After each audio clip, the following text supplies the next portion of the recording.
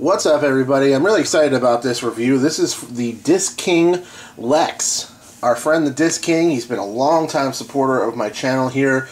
A great friend of mine in the disc golf community. Has sponsored a ton of reviews and other content, and just always been a great guy. I could always just hit up Matthew and just shoot the breeze with him on Facebook or whatever, and he's always willing to just kind of hang out and talk plastic or whatever else. Great dude, and I'm really happy that he's making his own plastic, and I'm super happy to get a review of it here on my channel. This is the Lex. It is a stable to overstable, relatively large diameter putter. It's a really nice workhorse putter, something that can putt into the wind very nice, a great approach disc. But let's get into the review. I'm very excited about this one. So, this one is a misprint. I think that's kind of funny. As we look at the stamp, this one has a little bit more of a chalky feel for sure. You can kind of see it. It's not glossy at all. It's got that kind of almost like a gateway-ish type chalky feel to it, but really nice. No flexibility to this one whatsoever. Pretty stiff. It's got a tiny bit of flex if you really crank on it, but really not much at all. This one is a little bit more glossy looking. I like this one a little bit better. I just dig the feel of it, just that little bit more. I think it looks nice. Disc King Lex. This one is 173 grams. Some other information on the bottom of this. 173 grams. This one is about 180.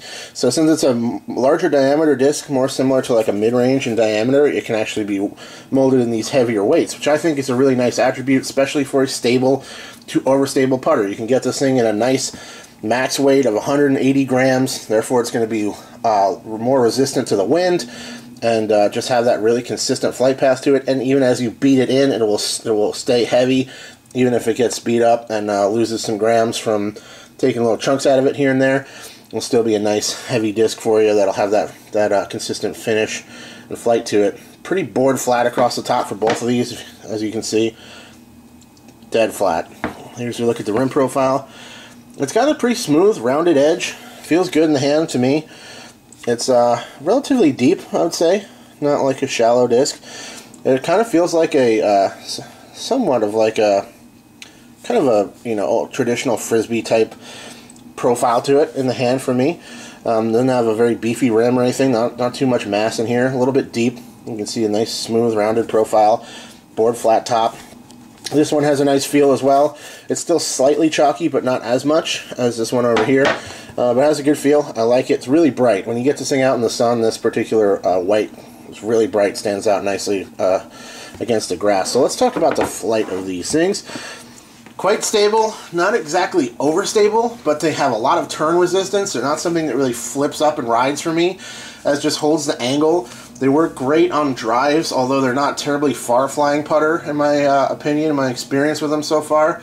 They're not like something that's going to really glide and float way down the fairway for you, but that's a nice attribute for an approach disc, because you can throw it right to the bucket, put a strong pull on it, and you know it's going to just carry just enough to get you there, and it won't go flying past the basket and have you that long, give you that long comebacker that nobody wants. Two things that really annoy me on an approach is playing them short and playing them long, where it just floats over the top of the basket. Now you're out of your putting range. That sucks. Nobody likes that. This disc is great for those kind of just standard approach shots where you need to go mostly straight, have a gentle fade at the end, finish right at the basket, something you can throw strong, don't have to worry about it overshooting the target. But it's not like it drops out of the air. It still floats pretty good. It's just not like a glidey disc like a proxy or say like a soft magnet's real floaty disc. It's not like that at all.